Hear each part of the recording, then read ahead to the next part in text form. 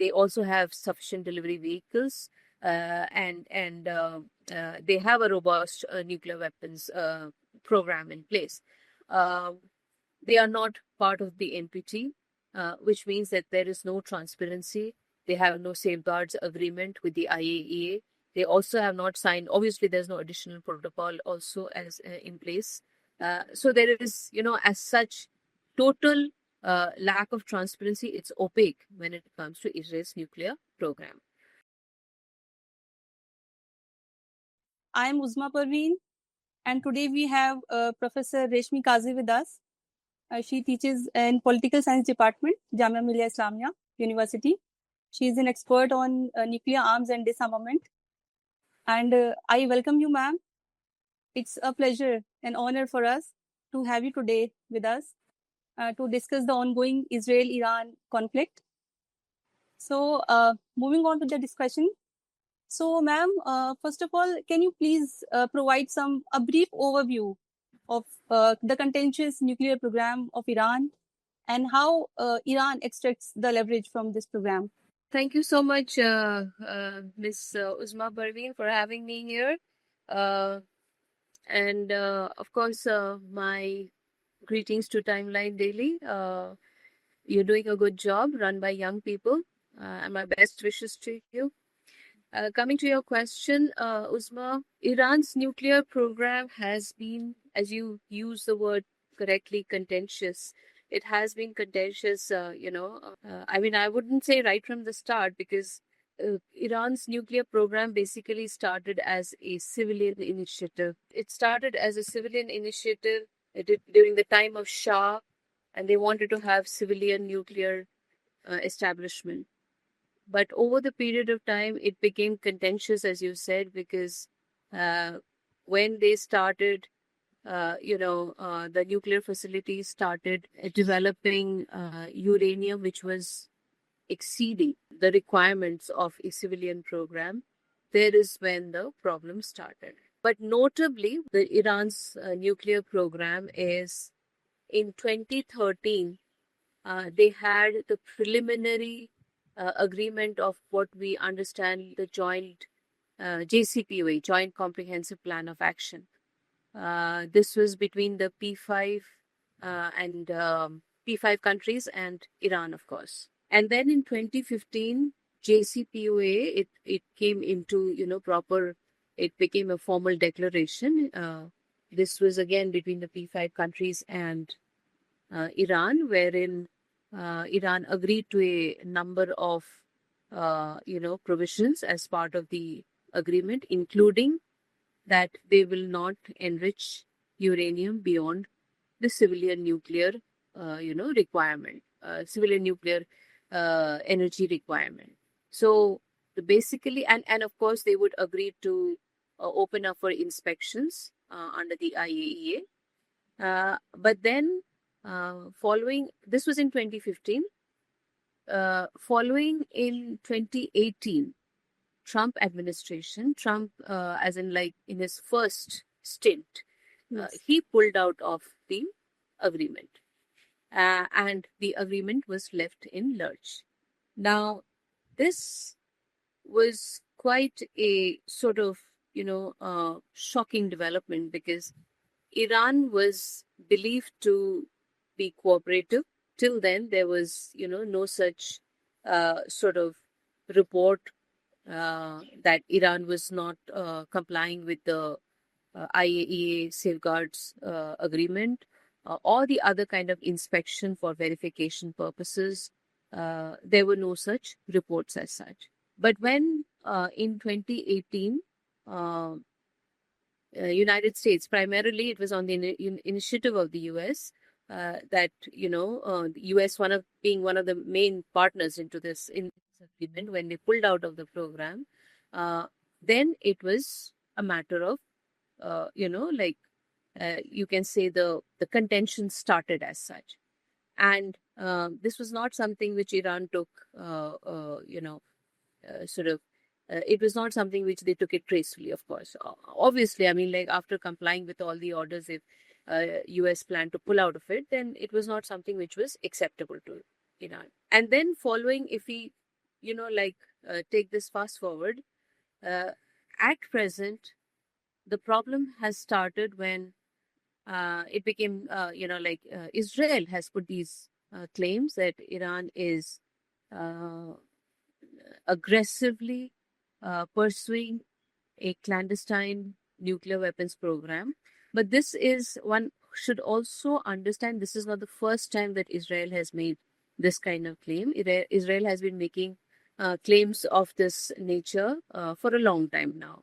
That Iran is maybe it's round the corner, it's going to develop, it's just weeks away from the bomb, and it's just a matter of time that they are going to, this kind of statements of this nature Israel has been making. Of late, Israel again repeated the same kind of, statements that Iran is very close to pursuing, achieving its first nuclear bomb, or rather, as we say, crossing the nuclear weapon. So at present, the contention, as you say, according to Israel, which is again, also, so this view is also supported by the United States, headed by President Donald Trump, that Iran has clandestine nuclear weapons program, and they're actively pursuing its nuclear weapons. They all plans to cross the nuclear Rubicon and achieve their first bomb. This is one side of the contention. And as it would happen, contentions will have more than one side. So from the Iranian side, and this again, logically, which I would rather argue from the IAEA, it has been very clearly declared that Iran has uranium enrichment. They have enriched uranium and their uranium stockpile, but only to 60%. Now, as one would know that unless and until uranium is enriched, up to 90%, it does not become weapons grade. So with its 60% enriched uranium, Iran is, we cannot say, technically we cannot say that Iran has, enriched uranium to make a nuclear bomb. Yes, what is contentious again is that Iran has the capability. Now, the capability and, having the bomb, they are not the same thing out here. Iran has the capability to make the bomb, but it still does not have a nuclear bomb. It has the stockpile. It has, enough stockpile that, if properly enriched, it can have about 9 bombs, 9 nuclear weapons, right? But at present, with its 60% enriched uranium stockpile, it is still having a civilian nuclear program. And technically, that cannot be said, it cannot be called out as having, nuclear weapons materialized. That is the contention. Okay, ma'am. And So, ma'am, yes. Yeah. As far as the leverage that you are saying, that Iran can extract from its nuclear program, Iran complied with all the, stipulations of the IAEA safeguards, agreement. But there are certain concerns. The IAEA Director General, in his statement, he has pointed out that there are certain contentious issues where Iran has not come clear. There are a lot of gray zones out there. There are also some of these, uranium particles which have been found in, certain Natas and some other nuclear facilities, which needs further clarifications, because these isotopes that have been found, they are not, they are still under certain gray zones, and they require clarity whether they are for they are, particles from the uranium, enriched uranium of bomb making capability, or is it something else. So what is important out here is that Iran comes clean, it complies, it cooperates suitably with the IAEA requirements, which, as the IAEA Director General has said, that cooperation level of cooperation has not yet been suitable enough.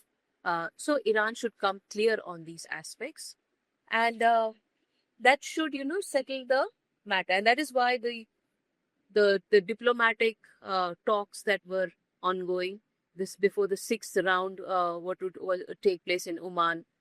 We had this, the Israel struck on launched strikes on Iran, but yes, I don't think at this present, I mean, like at that point of time, this question would not have been appropriate, that Iran was trying to take some leverage out of its nuclear program. But now, with the chain of events that have taken place, including the US strikes on Iran, there are certain, leverages that Iran can basically, look into that point of aspect. So, ma'am, on June 13th, when Israel attacked Iran, so it did so on the basis of some intelligence reports that you also mentioned, that Israel has been talking about, that Iran is developing its nuclear weapons and so and so. So, which actually these reports are also yet to be proven. So, can we say that these attacks of Israel on Iran is a is a reflection of an immature foreign policy, because it acted on mere speculation that Iran is having nuclear weapons soon? You see, any form, or rather, war is not violence, and war, they are not solution to a problem, any problem as such. It does not. We are witnessing the Russia-Ukraine crisis, which is now almost entering. It's going to be fourth year, Yes. right? There is no conclusive sort of end to it.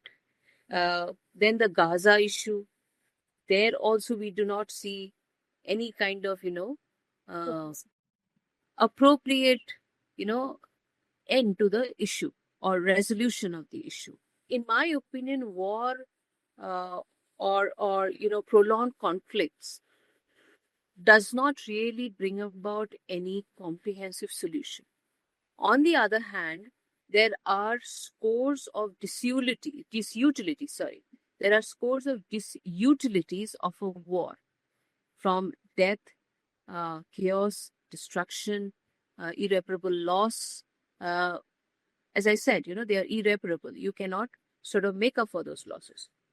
So, in that sense, war does not really bring about anything conclusive, which is like peaceful in nature.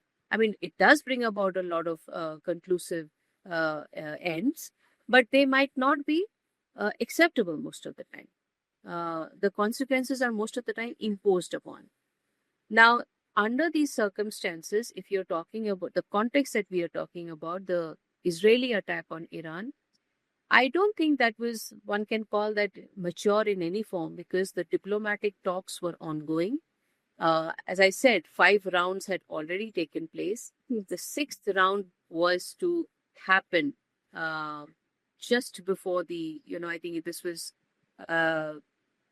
on a Sunday. So just as about to the 6th round was about to take place in Oman, that the strikes happened. I think it was on June 13th. Talks were scheduled on 15th of June, something like that. So, I mean, I really don't, one would rather think through that when diplomatic rounds were ongoing, and it seems that they were on the right track, because we got these sound bites not only from the US but also from the Iranian side, that talks were in the right direction. The world was looking forward to some sort of a solution, a comprehensive solution on the contentious issue relating to Iranian nuclear program. And amidst all this, this strike, I mean, like, Israel initiated with the strikes, and now like the ball has rolled down so much. So, and at this juncture, it doesn't seem that there's going to be any rollback. This is going to, the way things are moving and moving so fast. It seems like it's going to be a prolonged crisis.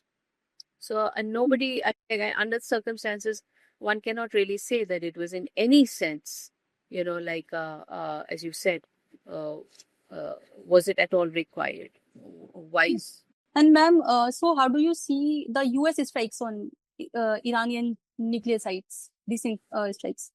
The US strikes again. I mean, it's sort of shocking that US has joined in this, like in this conflict. Israel's war on Iran. US has taken the side of Israel because, as I said, and then after two strikes on Iran, the US president has said that it's time for peace. But Yes. Can you really achieve peace through bombing? Is that possible? Or is that in sync with the UN Charter or with international humanitarian law? It certainly does not. And here we are talking about bombing nuclear facilities. It's not something like, in any case, I'm not in support of any kind of bombing of, like uh, uh, counter value targets, as you would say. You have counter force targets, you also have counter value targets. But if you are targeting a country's infrastructure, in this case, the nuclear, and as I said, it's still at a civilian stage. So you are hitting at a country's civilian infrastructure. There's counter value targeting that you're doing, and that is certainly not, something which is in sync with the international humanitarian law or for the UN Charter, for that matter. I mean, we have heard so much that this is Israel's war of defense. Israel has the right to defense under Article 51 of the UN Charter. That is one way of putting it. There are also many others who are saying that no, this has not been an appropriate, sort of step that has been Israel has taken, and America joining in this conflict has further loosened the so-called, global, as you say, geopolitical fault lines. So now there will be a lot of, sort of uh, crevices that can come up. Russia and China, Iran's nuclear reactor, Bushehr nuclear reactor, that has been built with Russian help, Russian cooperation. So Russia has already sounded off that, don't hit the Bushehr reactor. Russia and China they have so far provided passive support. They have not really actively come forward to the help of Iran as such. Yeah.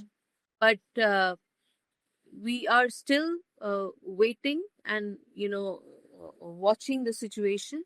But it definitely, it has disturbed the so-called, geopolitical tectonic plates, as you would say. There is a division of opinion worldwide. Obviously, US strikes has not been something which has been taken as a like a necessary step. In fact, now there is a lot of concern that this will further proliferate into complex situations at a geopolitical level that can definitely have an impact on, as I said, the geopolitical tectonic plates as such. Now Israel has attacked Iran and USA has also attacked Iran. So what course does the Iranian nuclear program can take in future, or the future about how do you see the future of the Iran and US nuclear talks which were going on in the past few months? But Iran has made it very clear that unless and until the strikes, this war is put to an end, they are not going back to the negotiating table.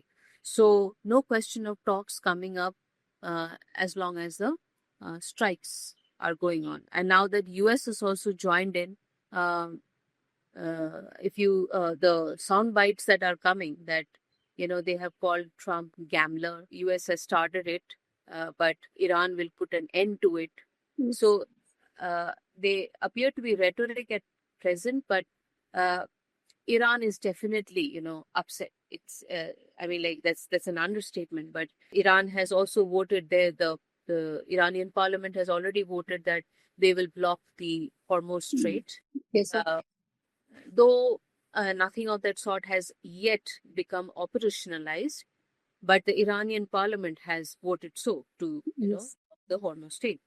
There are a lot of fallout impacts if that kind of, step is taken, because there are other countries, including China, that is benefiting from the oil, imports from Iran. European countries, one important, the European Union, European countries particularly, they would sort of be at the, receiving end if the Hormuz Strait is blocked, because they do get a substantial, quantity of oil. And if that is blocked, they are already not taking oil from Russia, because in the backdrop of this Russia-Ukraine crisis. So in that case, they will be left with only one supplier, that is the United States. And then you can understand, under a transactional president like Trump, what can happen. But coming to your question, what can Iran, or what rather it can, it would do? As I said, they have the option of blocking up, the Hormuz Strait, but there are problems as well. So they would be mindful of doing that. Um, and they do not want to upset their regional allies, including, even the Gulf countries for that matter, uh, Saudi Arabia. They would not like to upset these countries, uh, because it will, if Iran resorts to anything of that sort, then there can be other kind of, pressure, including military pressure, to get that blockade off. And that would not be very difficult, to uplift the blockade. So Iran would have to think through its decision before it sort of, resorts to blocking of the Hormuz Strait. The other important, you can say, leverage here that Iran can resort to is, of course, withdrawal from the NPT. Now, if Iran agrees or decides to withdraw from the NPT under Article 10 of the NPT, which specifies very clearly that every country has the right to withdraw from the treaty. They have to give a notice 3 months in advance, and uh, the grounds have to be, of course, something which is bothering their national interest. And in this case, the situation fits Iran's requirement. It does affect their national interest, and they will be very much well within their right to withdraw from the NPT. Now, withdrawing from the NPT, there's a bit of a trick out here. Withdrawing from the NPT is a right which is guaranteed under the NPT to Iran. Now, this does not necessarily mean, if Iran chooses to withdraw from the NPT, it does not necessarily, it's not tantamount to the fact that Iran has crossed the nuclear Rubicon, right?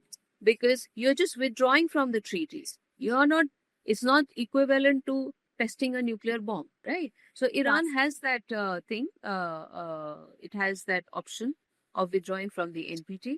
And if that so happens, then obviously Iran no longer remains obliged to the IAEA. It does not have to open up its facilities for inspections. It does not have to report or provide any kind of, sort of cooperate with the IAEA for, sort of clarification on its nuclear facilities. So that means there will be completely lack of transparency over what Iran is doing as far as its nuclear program is concerned. And that does not really put, the non-proliferation regime in a good position. So those options Iran can always exercise. But yes, there are, as you would know, there are pros and cons to both sides. So just as blocking the Strait of Hormuz has its own cons, even withdrawal from the NPT would also have its own cons, which Yes. is not really, something which upholds the non-proliferation order in a strengthened position. So, ma'am, after these strikes, Israel and US strikes on Iranian nuclear sites, so what role does IAEA or United Nations have to play? As they should play, as they should be playing. As I said, Iran has 60% enriched uranium. This is not bomb-making material. This is civilian nuclear. This is for civilian nuclear energy purposes, which Iran has also, iterated several times. And this is guaranteed under Article 4 of the NPT, which gives you every sovereign country has a right to access civilian nuclear energy under Article 4 of the NPT. Countries that are, of course, under the NPT, as you know, they under Article 14 guarantees that right. So IAEA is very well aware of that, but under these circumstances, we see that not only Iran's right to Article 4 has been violated, but also the very fact that Iran's nuclear facilities are being targeted, that can have, catastrophic consequences in terms of, radiation leaks, in terms of accidents. We know what has happened in Chernobyl. We know what happened in Fukushima. We know what happened earlier in 3 Mile Island. These are dangerous. We also, in India, the Bhopal gas tragedy, because of, chemical leak. We all know the kind of catastrophe that can, unfold in such circumstances. So here we are talking about bombing nuclear facilities that can have huge catastrophic consequences, and that would have repercussions not only on human life but also on the flora, on the fauna, even marine life. So knowing fully that, IAEA is very well aware of it. IAEA, one important aspect about IAEA, which I think I also told earlier, that they have not made any sort of declaration that Iran has not sort of, it has produced the bomb. There are no indication as such that Iran has already or is enriching uranium for purpose of making the bomb. IAEA has not made any such declarations. But I think IAEA should come now much more strongly that this kind of bombing on the nuclear facilities in Iran, this is becoming quite fashionable, if I can put it, because Russia was also doing the same in Zaporizhia plant in Ukraine. They were shelling around. They did shell around, the Zaporizhia plant in this ongoing crisis with Ukraine. Here also we see that Israel is striking around. It has struck in Natanz, and now we also hear that Fordo has been, struck. So this kind of bombing, even US has also done it. This kind of bombing around the uranium nuclear facilities, this is not something which, this is completely dangerous and insane. Exactly. If anything catastrophic happens, who is going to pay for it? It's the common people, right? And it's not something I'm talking about science fiction, because we are already aware of what happened in Hiroshima. We are also aware of what happened in Nagasaki. We are aware of what happened in, Fukushima still remains uninhabitable. So knowing all these consequences, IAEA, I think, should come, much more strongly and condemn these attacks, and also, take strong actions that such attacks are not repeated. As far as the UN is concerned, the same would go even for the UN. Its Director General Antonio Guterres has already said that, efforts should be made for de-escalation, because war does not bring about any conclusive solution. And at this point, all efforts should be made by the international community for dialogue and diplomacy, so that, we can move towards more a peaceful situation. But for that, of course, de-escalation is the need of the hour. I want to know, like, what is the status of Israeli nuclear program? Uh, that's really interesting because Israel actually follows a policy of ambiguity, which means ambiguity. So they have not crossed the nuclear Rubicon. They have not,